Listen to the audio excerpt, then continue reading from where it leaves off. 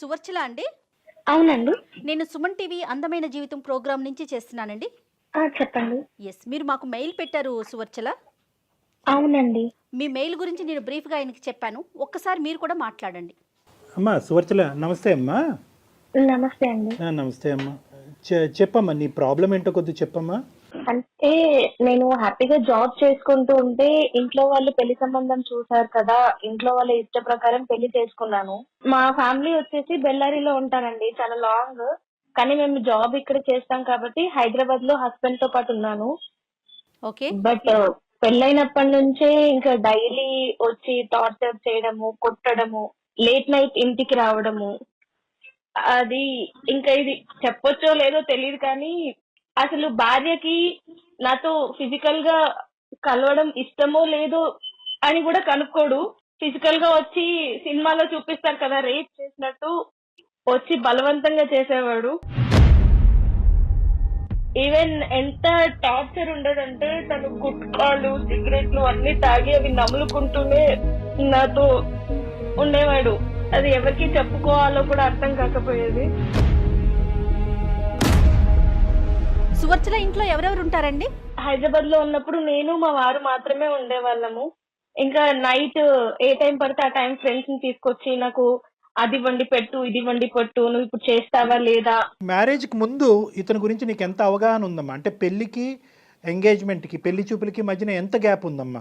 అంటే మా ఎంగేజ్మెంట్ కూడా అవ్వలేదన్నమాట. ముహూర్తాలు పెట్టుకున్నారు, ఎంగేజ్మెంట్ వద్దు అని చెప్పి డైరెక్ట్ గా పెళ్లి చేశారు. యాక్చువల్లీ ఇంకో విషయం ఏంటంటే అతనికి పెళ్లికి ముందే ఒక ఎంగేజ్మెంట్ క్యాన్సిల్ అయిపోయిందంట. ఎంగేజ్మెంట్ అయిపోయిన తర్వాత పెళ్లి క్యాన్సిల్ అయిపోయింది. ఆ విషయం ఊర్లో వాళ్ళందరికీ తెలుసు కానీ మాకు చెప్పలేదు. అంటే అబ్బాయి ఏమన్నా ఇప్పుడు మేము అడిగితే అబ్బాయి మంచోడే అనుకున్నామమ్మా, ఇంత దారుణంగా చేస్తాడని అనుకోలేదు మేము. ఎవరిని అడిగారు సువర్చల మీరు? అంటే అబ్బాయిది మాది ఒకటే ఊరు. అంటే ఈ కోవిడ్ లాక్డౌన్ వల్ల మేము ఇంటికి వెళ్ళిపోవాల్సి వచ్చింది, అక్కడే ఉంటున్నాము. వాళ్ళు మేము ఒకటే ఊరు, అంటే పక్క వీధి, అంటే కొంచెమే గ్యాప్ అన్నమాట వాళ్ళ ఇంటికి మా ఇంటికి. ఓకే. ఏం చేస్తుంటాడు అతను? Software engineer. ఓకే. మీ ఇద్దరు ఏజ్ గ్యాప్ ఎంతమ్మా? నువ్వు 24 అన్నారు, అతను ఎంత వయసు? నాకంటే 1 year పెద్ద. ఓకే, 1 year పెద్ద. ఇంతకుముందు అతను ఎంగేజ్మెంట్, మ్యారేజ్ వరకు కూడా ఎందుకు వెళ్ళలేదు అన్నది మనకి ఏమైనా ఇప్పటికైనా ఏమైనా తెలిసిందమ్మా? ఏమైనా ప్రత్యేకమైనటువంటి కారణాలు ఏమైనా ఉన్నాయా? అదేమీ చెప్పలేదన్నమాట. అంటే మాకు తెలిసింది ఎప్పుడు నాకు ఇదంతా అవుతుంది, నేను ఇంటికి వెళ్ళిన తర్వాత మాకు ఇష్యూస్ అవుతున్నాయని తెలిసిన తర్వాత అప్పుడు వేరే చుట్టాలు వచ్చి ఇట్లా అయ్యిందంట అని చెప్పారు. అయితే మా పేరెంట్స్ అడిగారు అనమాట, ముందు చెప్పుంటే మేము చేసే వాళ్ళం కాదు కదమ్మా, మరి ఎందుకు చెప్పలేదు ముందు అని వాళ్ళు అడిగారు. వాళ్ళు ఏం చెప్పలేదు మాకు. మ్యారేజ్ అయినటువంటి అంటే ఫస్ట్ ఫ్యూ డేస్ నుంచి ఈ యొక్క డిఫరెన్స్ కనిపించిందా, లేదంటే ఒక 2-3 నెలల తర్వాత మొదలు పెట్టాడా? ఆస్తిపాస్తుల గొడవలు కానీ, కట్న కానుకల విషయాల్లో ఏమన్నా గొడవలు ఉన్నాయా? ఇంకేమన్నా అలాంటివి ఏమైనా ఉన్నాయమ్మా? అంటే స్మూత్ గానే ఫ్యూ నడిచిందా? డేస్ నుంచే స్టార్ట్ చేశాడు. బట్ హైదరాబాద్ లో ఉన్నాం కదా, పేరెంట్స్ కి చెప్పి బాధ పెట్టడం ఎందుకని నేను అడ్జస్ట్ అవుతూ వచ్చాను.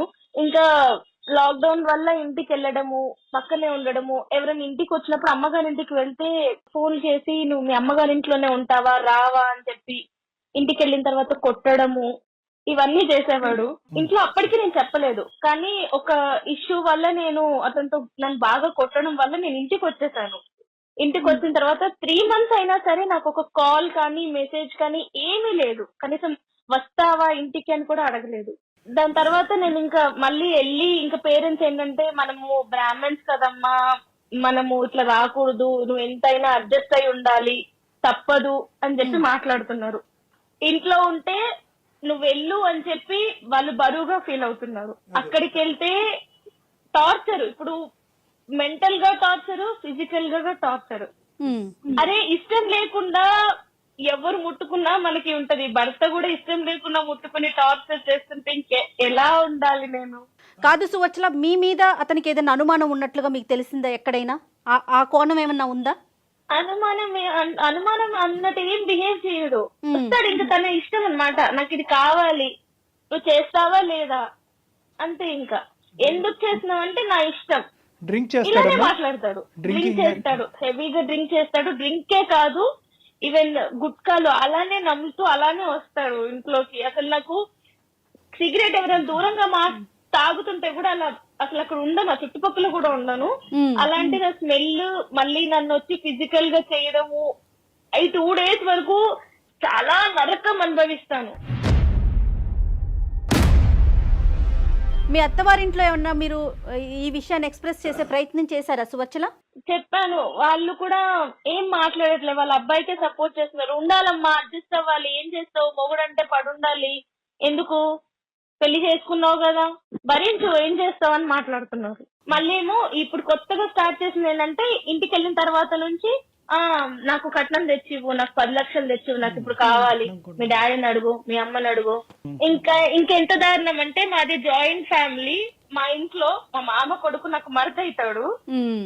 నువ్వు మా మామ కొడుకుతో తిరుగుతున్నావు, చెట్టా పట్టాలు వేసుకుంటున్నావు, వాటితో ఏం చేస్తున్నావు అని కొత్తగా ఇప్పుడు స్టార్ట్ చేశాడు. కాదు డాక్టర్ గారు, ఇప్పుడు సువర్చల చెప్పిన దాన్ని బట్టి వింటుంటే అన్ని లక్షణాలు కనిపిస్తున్నాయి అతని వైపు. ఒకవైపు మనం గనక వింటున్నాం కాబట్టి నీ సైడ్ నుంచి ఏదో ఒక ప్రొవోకింగ్ ఇష్యూ వల్ల మనిషి ఇలా మారినట్టు అనిపిస్తుందా, లేదా నేచరే మనిషిది ఇలాంటిది నేను అంటారా? అసలు ఏమి చేయలేదు. పెళ్లి వరకు హ్యాపీగా పెళ్ళయింది, ఎంత హ్యాపీగా ఉంటది అనే సెన్స్, అంటే ఇంట్లో ఇష్టమైన పెళ్లి నేను చేసుకున్నాను, హ్యాపీగా ఉందాము, హ్యాపీగా లీడ్ చేద్దాము అనే సెన్స్ లో నేనున్నాను. కానీ అయిన తర్వాత మొత్తం నా లైఫ్ అనేది చేంజ్ అయిపోయింది. అడ్జస్ట్ అవ్వు అంటున్నారు. ఎన్ని రోజులు అడ్జస్ట్ అవ్వాలి, ఎంతకాలం అడ్జస్ట్ అవ్వాలి? నువ్వు మానసికంగానే కాదు, ఫిజికల్ గా, శారీరకంగా కూడా నన్ను హింసిస్తూ ఉంటే ఎన్ని రోజులు భరిస్తాము? ఎట్లా అంటే, తను ఫిజికల్ గా చేసిన తర్వాత 2 రోజులు నేను లేవలేను, పెయిన్స్ నరకం ఉంటుంది, ఎట్లా భరించాలి? ఊరుకోండి సువర్చల.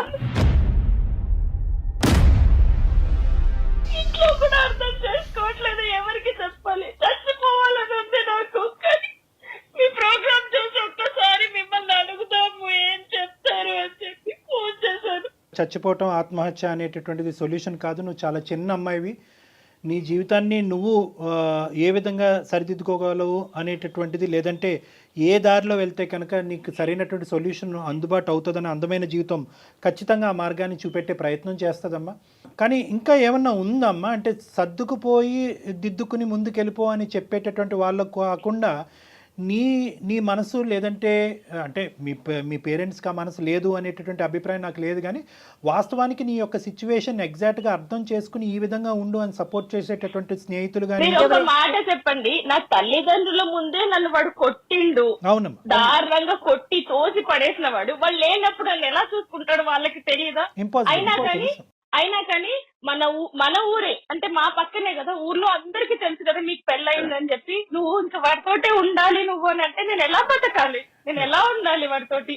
ఇటు తల్లిగారు ఆదరయ్యారు, అటు అత్తగారు ఆదరయ్యారు, నేను ఏమైపోవాలి? మీరేం చదువుకున్నారు సువర్చల? బీటెక్ చదివాను. జాబ్ చేయాలి అనే ఆలోచన ఏమైనా ఉందా? అంటే మీ ఇంట్లో జాబ్కు పంపించే ఆలోచన వాళ్ళకి, పేరెంట్స్ అసలు ఉందా?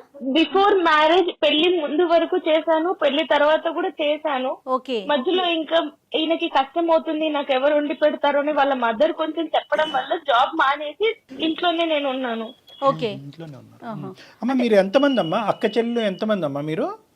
నేను ఇద్దరం అండి. మీరిద్దరే. మరి నీకేమైనా అనిపించిందమ్మా అంటే నీ పెళ్లి చేసేటటువంటి దాంట్లో కొద్దిగా ఎంక్వైరీస్ కానీ, లేదంటే కొద్దిగా క్షుణ్ణంగా విశ్లేషించిన తర్వాత ఒక అబ్బాయిని వెతికి పెళ్లి చేసినట్టుగా నీకు అనిపించిందా? ఎందుకు 2 అమ్మాయిలు ఉండేటటువంటి చోట ఎందుకు ఈ తొందరపాటు? అంటే ఇన్ని క్యారెక్టర్స్ ఒక మనిషిలో. నేను అడిగాను, వాళ్ళు అడిగారు, మేమంతా చూసి ఆరాధించి, మరి పెద్ద ఫ్యామిలీ కదా, అందరూ కనుక్కున్న అబ్బాయి మంచోడే, చుట్టుపక్కల వాళ్ళే అందరూ చెప్పారు. ఇప్పుడు ఎంత దారుణం అయిపోయిందంటే, అబ్బాయి గురించి తెలిసి కూడా వాళ్ళే ఇప్పుడు నన్ను అంటున్నారు. అంటే ఈ అబ్బాయి ఏం చేశారంటే, నేను ఇప్పుడు వేరే వాళ్ళని ఏమైనా పెళ్లి చేసుకుంటానేమో, తనకి డైవర్స్ ఇచ్చి అని చెప్పి ఊరంతా నా గురించి ఇది తిరిగిపోతుంది, మొగుడుతో సరిగ్గా ఉండదు, ఎంత గలీజ్ కొన్నైతే చెప్పుకోలేము, అంత గలీజ్ గా మా ఊరు మొత్తం ప్రచారం చేశారు. కానీ కళ్యాణ్ గారు ఇక్కడ చూడండి, వాళ్ళే వచ్చి నన్ను చెడుగా అంటున్నారు. ఓకే, వాళ్ళ పేరెంట్స్ తప్పిదం అనేది ఎంత స్పష్టంగా కనిపిస్తోంది. ఈ రోజుల్లో అబ్రాడ్ లో ఉండే వాళ్ళ ఫ్యామిలీలే పూర్తిగా ఎంక్వైరీలు చేసి ముందు వెనక ఆలోచించి పెళ్లిళ్ళు చేస్తున్నారు కదా. పక్క సందులో ఉన్న అబ్బాయి గురించి ఎంక్వైరీ చేసుకోకుండా ఆడపిల్లని ఇచ్చేస్తున్నారు. తల్లిదండ్రులు విశ్లేషణ చేయలేదా అనేటటువంటిది ఒక ఎత్తు. యూజువల్గా ఏంటంటే ఈ టైప్ ఆఫ్ పర్సనాలిటీస్ సమాజంలో 2-4% ఉన్నారమ్మా. 2-4% మంది ఉన్నారు. వీళ్ళు బయటకు దేవుళ్ళ కనిపిస్తూ ఉంటారు, ఇంట్లో దెయ్యంలాగా రాక్షసులాగా ప్రవర్తిస్తారు. సైకోలాగా ఎలా సో మారిపోతారు బయటికి డాక్టర్ గారు? అంటే బయటికి కనిపించేదే సమాజం నమ్ముతుంది. ఇప్పుడు ఈ అబ్బాయిని బహుశా వచ్చేటటువంటి అన్ని సందర్భాల్లో అన్ని సంబంధాల్లో ఈ అబ్బాయికి బయట నుంచి చూసేటటువంటి వాళ్ళందరూ 100కి 100 మార్కులు వేస్తారు. ఇక్కడ తెలుసుకోవాల్సినటువంటి ముఖ్యమైనటువంటి వ్యక్తులు ఇంకొక ఆడపిల్ల జీవితం పాడు చేయకూడదు అనే ఆలోచనతో ఉండవలసినటువంటి వ్యక్తులు ఎవరైనా ఉన్నారంటే అతని యొక్క తల్లిదండ్రులు. ఖచ్చితంగా. అంటే యూజువల్గా ఎందుకు సైకోలు మారుతారు? ఎందుకు మారుతారు? ఎందుకంటే కనుక అతను బయటకి ఇచ్చేటటువంటి లుక్ అది ఇంటర్నల్గా ఉండేటటువంటి వ్యక్తిత్వం డిఫరెంట్గా ఉంటుంది. వీళ్ళని స్ప్లిట్ పర్సనాలిటీస్ అంటూ ఉంటారు. మంచి చూస్తే కూడా అలా ఉండడు, చాలా అమాయకంగా సన్నగా ఉంటాడు. ఎందుకంటే సింపుల్ గా చెప్పాలంటే కూడా నమ్మకం కూడా చెప్తే కూడా అంత అట్లా ఉన్నాడా, ఎవరు నమ్మలేని పరిస్థితి.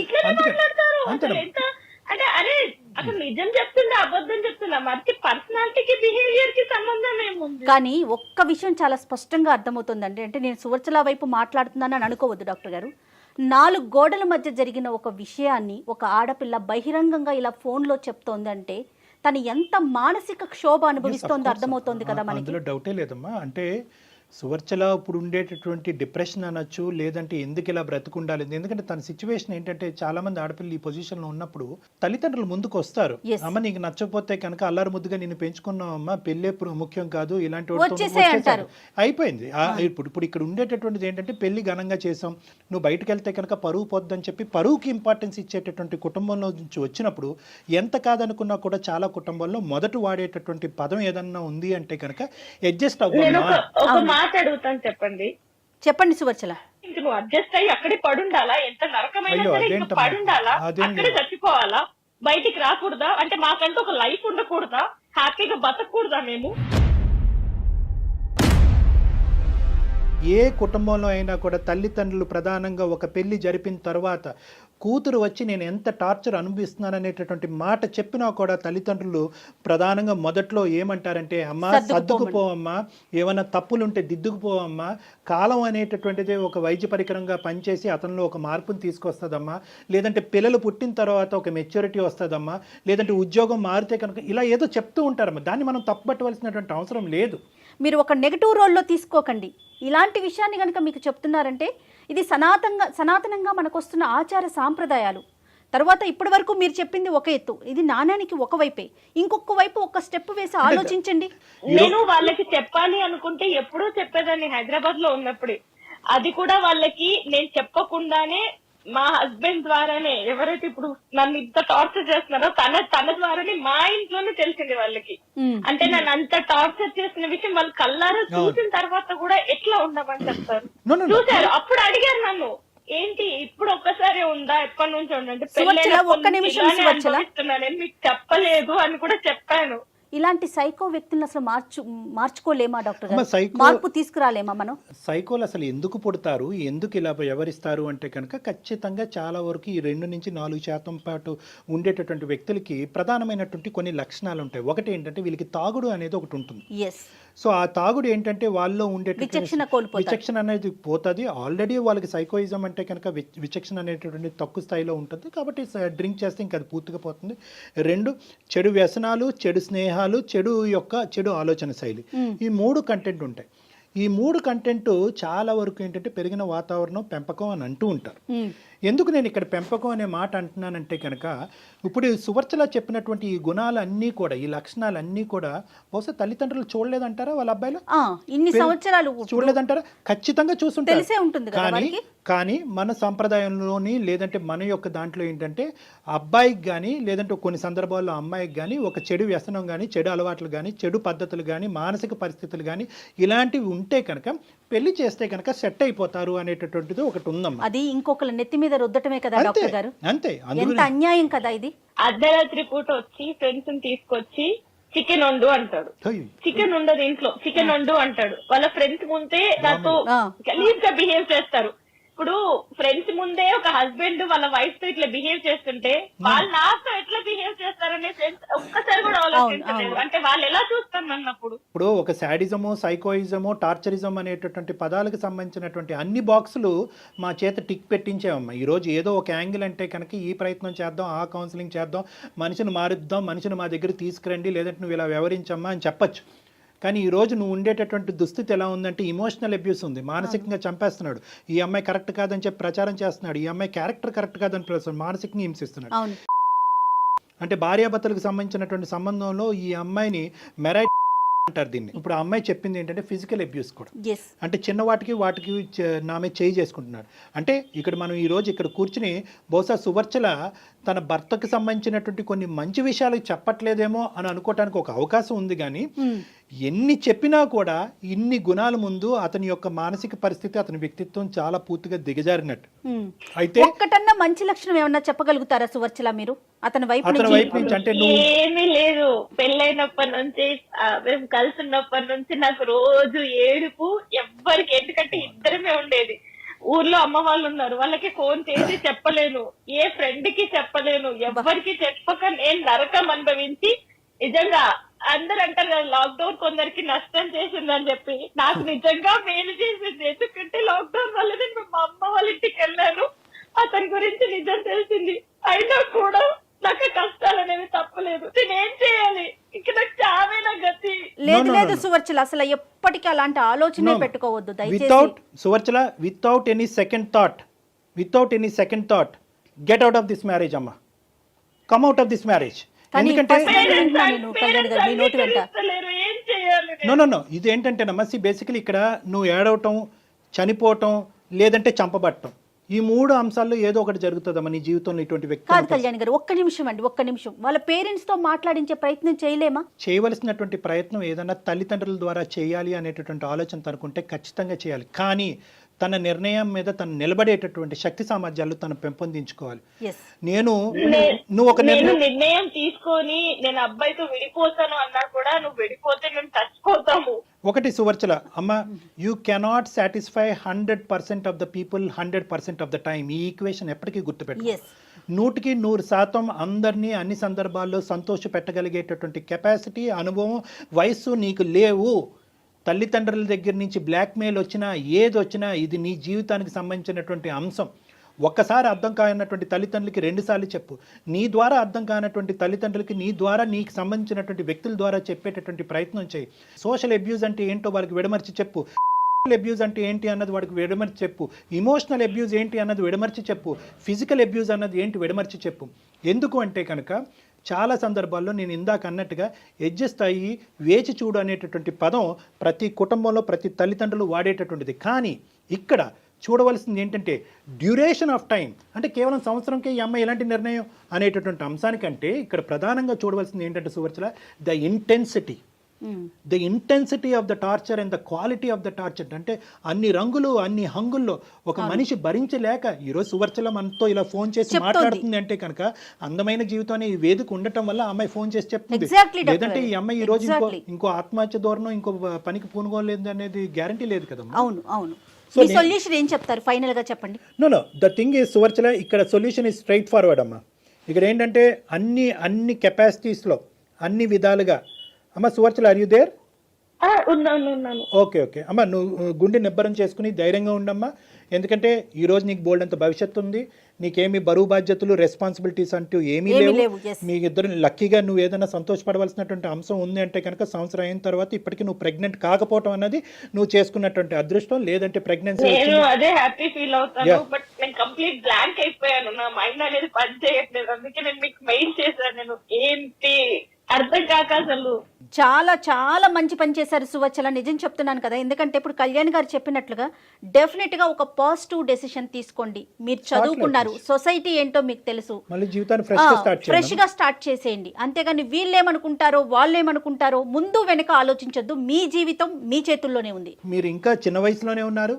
ఇది ఒక పీడకల్లా మర్చిపోవాలి అనేటటువంటి ఉద్దేశం మా అందరికీ ఉంది. కాబట్టి ఎటొచ్చి మీకు ఏదైనా అడ్డం ఉంది అంటే కనుక ఏ విధంగా మీ తల్లిదండ్రుల్ని కన్విన్స్ చేయాలి అన్నది ఒక్కటే ఇక్కడ మీ సమస్య. కాబట్టి మీరు ఇమోషనల్గా ఉన్నారు. చాలా ఇమోషనల్గా ఉండటం వల్ల ఏమవుతున్నారంటే మీరు అనుభవించినటువంటి కంటెంట్ ఏదైతే ఉందో అది మీ పేరెంట్స్కి సరిగ్గా కమ్యూనికేట్ చేయలేకపోతున్నారేమో. కన్ఫ్యూజ్ అవుతున్నారు. కన్ఫ్యూజ్. వయసు చిన్నదమ్మా, అనుభవం చిన్నది, 1 సంవత్సరం. అన్ని రకాలుగా చెప్పాను, వినట్లేదు. ఇప్పుడు వాళ్ళు వినకపోతే నేనేం చేయాలి? ఇంకెంత పచ్చిగా చెప్పాలి? పేరెంట్స్ కి ఎవరైనా అంత పచ్చిగా చెప్తారా? అరే నా మొగుడు ఇలా చేస్తున్నాడు అని చెప్పి ఎవరైనా చెప్పుకుంటారా? అయినా చెప్పినా కూడా వినట్లేదు.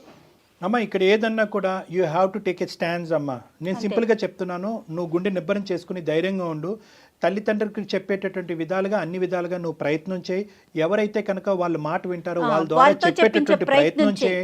లాస్ట్ అండ్ ఫైనల్ నువ్వు ఇంకొకటి కూడా చెప్తానమ్మా, బహుశా నీ తల్లిదండ్రులకి నువ్వు కన్వే చేసిన తర్వాత మీ తల్లిదండ్రులు అటువైపు తల్లిదండ్రులు ముందుకొచ్చి జస్ట్ ఫర్ దేర్ సాటిస్ఫాక్షన్, వాళ్ళ సంతోషం సంతృప్తి కొరకు మీరిద్దరూ మ్యారేజ్ కౌన్సిలింగ్కి వెళ్ళి ఒక్కసారి ఆఖరి అవకాశం ట్రై చేయండి అని చెప్తే దానికి కూడా నేను రెడీగా ఉన్నానమ్మా. అది కూడా నువ్వు ఏకీభవించి నువ్వు ఇలా వెళ్దాము, ఇది ఒకసారి ట్రై చేద్దాం అనే ఉద్దేశం నీకు ఉంటే కనుక will try that, otherwise will close that door also. Second కాకుండా ఫస్ట్ చెప్పారు కదా కొత్త లైఫ్ స్టార్ట్ చేయమని. ఓకే అమ్మా, all the best. Convince very best Suvatsala. Decision తీసుకుంటాను. అలాగే తల్లి, అలాగేనమ్మా.